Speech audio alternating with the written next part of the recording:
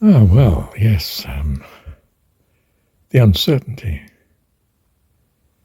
If I blunder in and force, in some sense, a person to believe in God, press it on him, he loses his freedom. But that's the whole point in him coming to this earth. That he has the freedom to experience those things, if you like, that he longs for, that his values long to have fulfilled. You come to this world of the transitory where you can do it. You're free of the conviction that God is around, that he exists. So you're free to do, in a sense, what you want, and to find out in the doing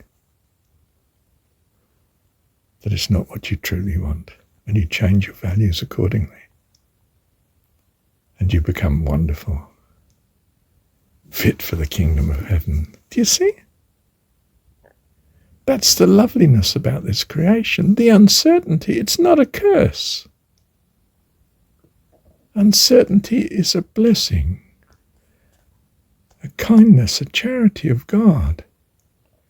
You long to do these things. You long to have material things. You long to have power, perhaps, or a huge family, or you long to have all sorts of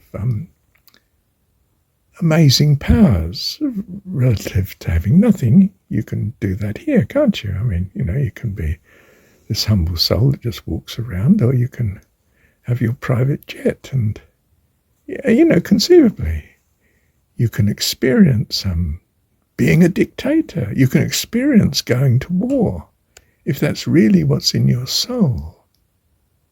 And you can experience too the consequence of someone forcing you to go to war, and how appalled you are at such. And there's no way you would have this in heaven. Bless you. Welcome to the kingdom of God. Do you see? That's the right reason for being very quiet about God. Not desperate to share him with everybody, whether they like it or not. They want their freedom. God's giving them the freedom here. You can be in this world and not believe. You can look at the church and think, well, I don't think much of that. I wouldn't join that unless I'm forced to. And then I won't think much of it. I'll just be forced to. I don't believe in God. I don't think God's like, that's not what I value. Rubbish. Do you see? You're given the freedom here to, in some sense, find out the consequences, both as the cause and the consequence. You can be the dictator and you can be the dictated too. And come to the conclusion, my goodness, I don't think much of this. There's no way I value this sort of thing. I look for a neater, sweeter maiden in a cleaner, greener land. Do you see what I mean? That's what it's about. Though I walks with 50 housemaids out of Chelsea to the Strand, and they talks a lot of loving, what do they understand? Lord, beefy face and grubby hand, what do they understand? I've a neater, sweeter maiden in a cleaner, greener land. On the road to Mandalay. On the road to Mandalay, where the flying fishes play, and the dawn comes up like thunder out of China across the bay. Rudyard Kipling. A forced being, forced to be a soldier in the British Army, like it or not.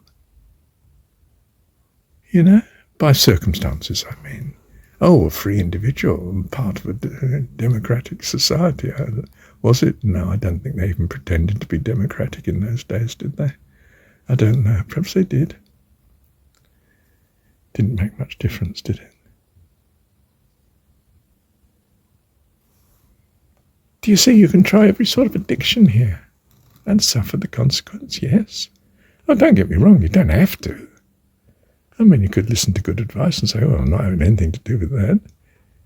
You know, my mum and dad said, well, you can try smoking and try alcohol. I thought, I don't think so. Why did I think that? Oh, by the grace of God, I don't know. But anyway, I avoided such. And same with drugs and unfaithfulness, by the grace of God. Just avoided it. Was I an angel come to this planet? Well, Mum thinks so, but then mums do, don't they? If it's any consolation, Dad did not think so. He had a quite different opinion. Wasn't terribly keen on kids at all. Found them, well, according to Mum, which is totally unbiased, of course, felt they were an incredible burden on his social life. Don't know if that was the truth, mind you, but still. Where was I? Let me listen to this again. So I came to a point, didn't I, that I want God to exist. And that was through reading Autobiography of a Yogi. Now, I don't mean he forced me to think this. I just reviewed what God could be, and my goodness, yes, of course I would like that to exist. That personifies what I value. And not entirely his view, of course. You know, I'm not Hindu, am I, for goodness sake? It's not my background. But, you know, I suddenly wanted God to exist. Well, yes, you're free here. You can choose him to exist. And yes, increasingly, I want him to exist with all my heart, or soul, mind and strength. True, it's my God, of course. But I'm trusting him to correct my view, and he does from time to time. I get an upgrade and think, oh, perhaps my values aren't that. Perhaps it's so-and-so. You know, I adjust a bit, and that's good. So this place, this universe has achieved what it's meant to achieve.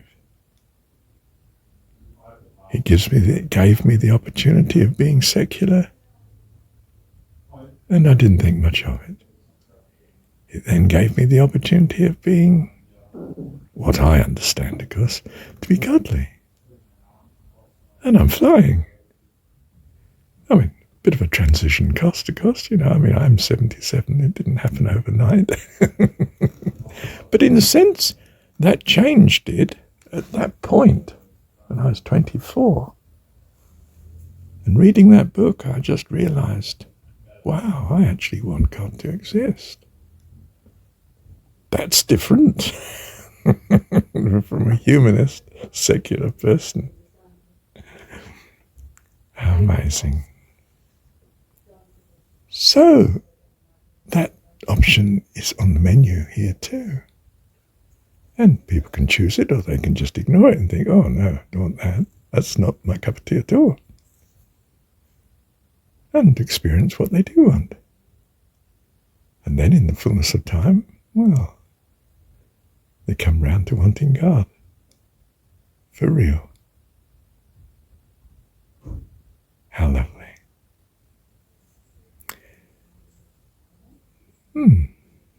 Thank you, Heavenly Dad.